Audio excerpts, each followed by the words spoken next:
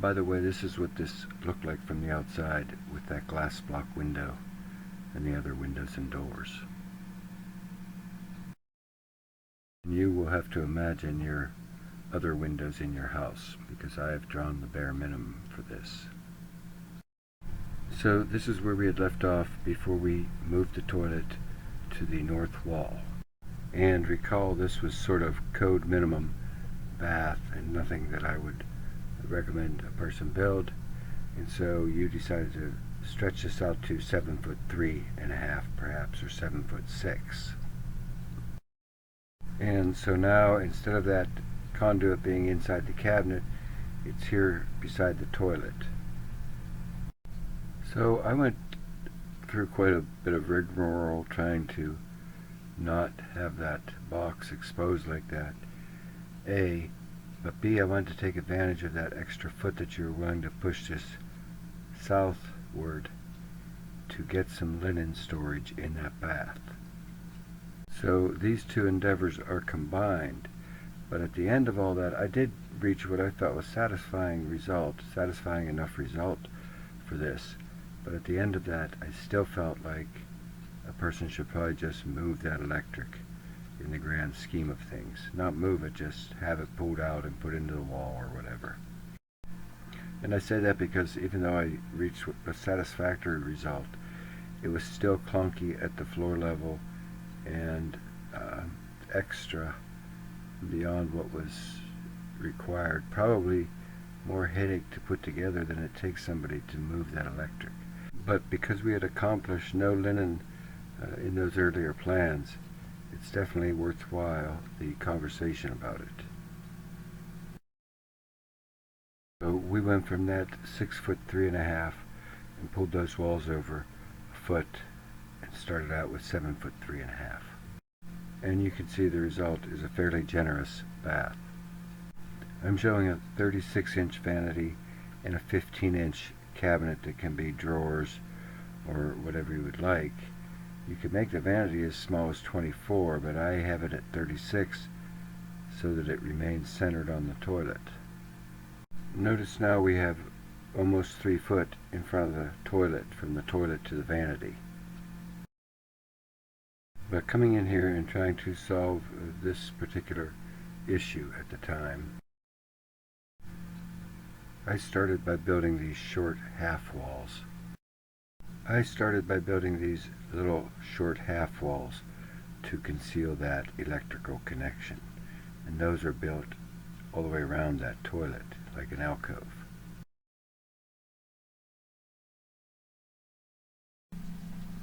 And I horsed around trying to make this work, and I mean, ultimately I think it can work. I'm just more or less pretty sure that it's not the right way to go. So in this next thing, I just built those walls up the minimum height, just enough to clear that existing electrical connection. And you can see that's the access panel there, and that is 11.5 wide and 8.5 high to provide a 6x9 opening to access that electric connection. And then I capped the top of that wall with a 1x6 or a piece of cultured marble or corian or something like this, and you have this little shelf that runs all the way around for this, that, or the other. So standing in front of the toilet, this is what you have with this little smaller alcove back here.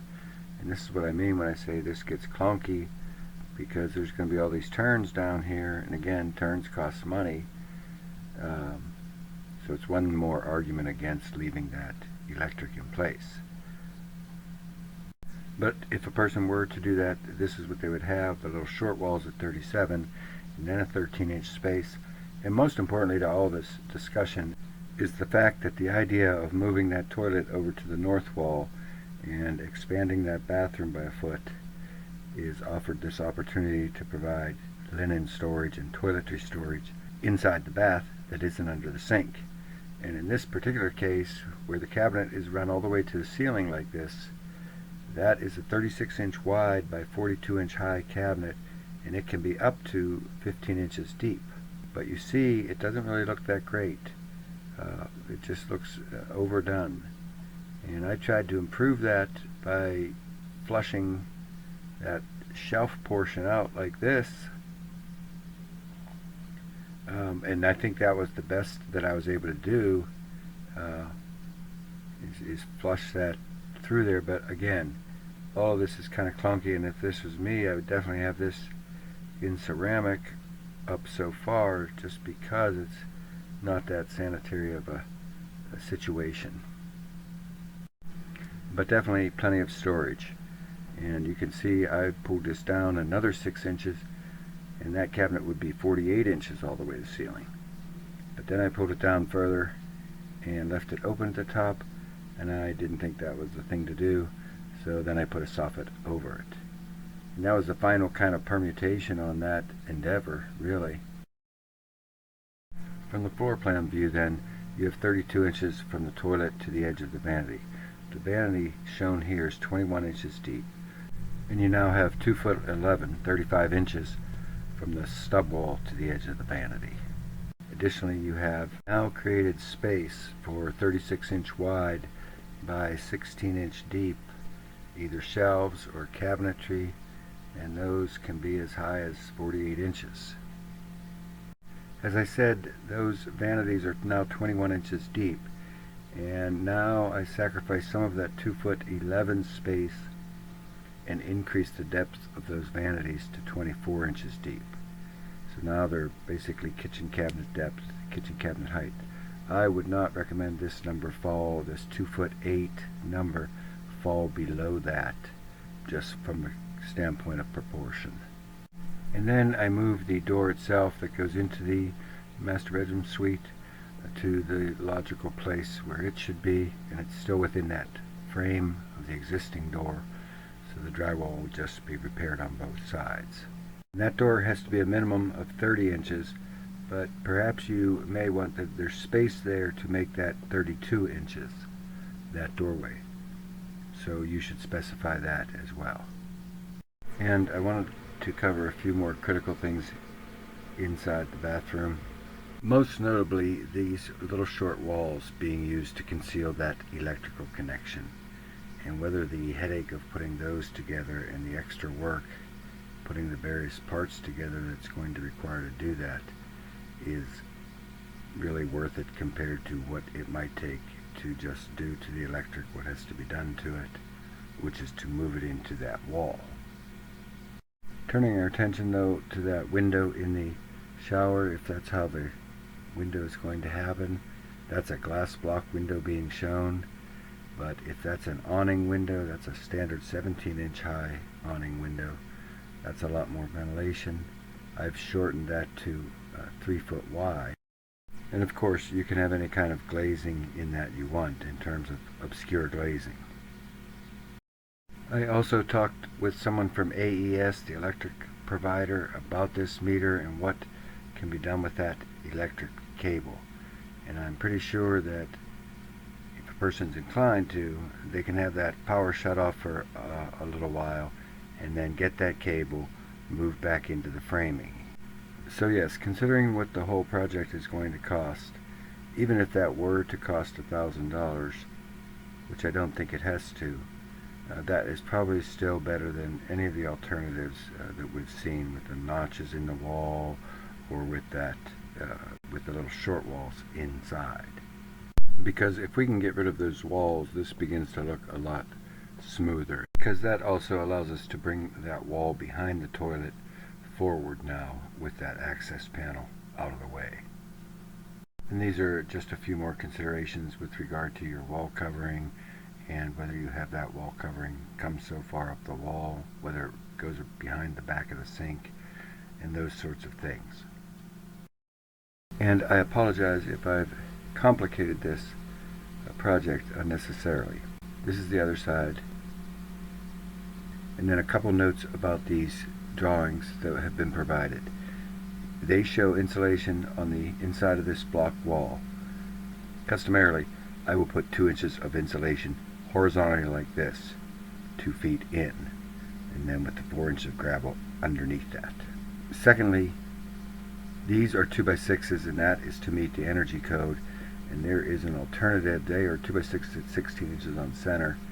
There is an alternative 2x4s, but you have to put 1 inch of foam on the outside, and the foam board is $22 a sheet. So I have just left it at 2x6s at 16 inches on center, so we don't have to alter those plans too much either. But I would have this installed as a matter of course. And so when we change these walls to 2x6 to accommodate everything, and this one we can leave thinner because we have room for insulation behind it, we can accommodate everything. And there are what your final dimensions are. When that comes in at 2 inches, changes this to 30, you might just consider going with regular vanities, 21 inch deep vanities, to keep that spacious in there. And remember, we're just trying to get to where we can get these, start building. And the foundation plan is still good as it is, except I would add that horizontal insulation. However, we're going to have a glitch with this electric meter without a doubt. Almost surely, this is from the electric code, and they want 6 inches provided between the nearest obstruction, which means walls. So that thing can be up to 66 inches high, which is there, and maybe, I don't know if there's enough length on this cable to do this and accomplish that 6, and then that wire would go back into the building. But this here also says that it has to be 3 feet from windows, so I'm not sure what the guy will say when he meets me out there. I'm not sure there's enough length in this piece of cable here that comes down to rotate that meter and place it on the north wall of the new addition, and then this bit here, that goes in through the framing and into your circuit breaker. So I think the worst case scenario is that this length, because they're going to turn off this stuff up here anyway, but it'd be easier if we can just get that thing to rotate. It might be a little high, get it to rotate it and pull it away from this building, maybe 6 inches. I don't know if that's going to be possible, and I also don't know if this is even possible, and I won't know until I meet with this guy in 2 or 3 weeks. I don't know if that's even possible. I would think that it is, leaving it right like that, and I would think that this is possible as well. But we talked about the issues with regard to this. In any event, that meter may have to be moved, because either way it's going to be too close to one wall or another. So I'm sorry for that kind of bad news, but we'll have good information when this guy comes out. And I think these are the only final questions raised in the film. If you're good with that final floor plan that I showed you, is relocating this electric wire. I think that's probably going to be required one way or another. The door to the bedroom, you can decide if that's going to be 30 inches, 32 inches, or 36 inches. The bathroom window, if you are definitely going to have a bathroom window, which I hope you do, whether that's going to be glass block or vinyl fiberglass awning window, and whether you would like to add that extra insulation, horizontal insulation at the foundation. And I think that's about it, and I want to keep these revisions as simple as possible, so I'm not even going to mention the electric in those until we meet with that guy. I think you should just go forward and have the estimates made according to the foundation plan that you already have from the other designer, and build according to that, and then my floor plan, whatever floor plan we finally settle on. Hopefully that is not too much information. Thanks, and I'll talk to you, I'm sure, soon.